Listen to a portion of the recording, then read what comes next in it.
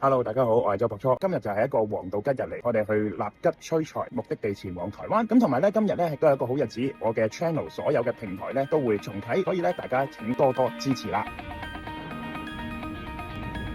到達台灣啦，正式開始我嘅極限8小時台灣之旅。我而家位置咧就喺板橋後邊，身後呢個地方咧就係一個好出名嘅一個寺廟，佢叫慈惠宮。台灣咧嘅民眾心目中咧係一個對於有米嘅一個寺廟。相傳咧郭台銘先生幼年嘅時間咧都喺度住過9年，就係住喺嗰個有米嘅位置。而家咧已經興建咗5露台神廟啦。郭台銘先生當年咧1975年咧仲喺門口咧捐咗2條龍柱嘅，所以咧今日咧我就特登為我哋香港嘅善信啦做少少功夫。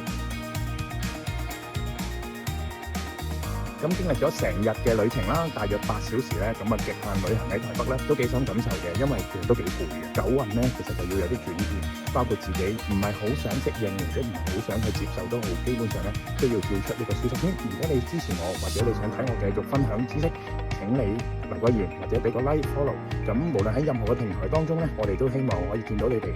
咁今日條片係咁多啦，如果有咩問題或者有咩意見反映咧，可以留言俾我。拜拜。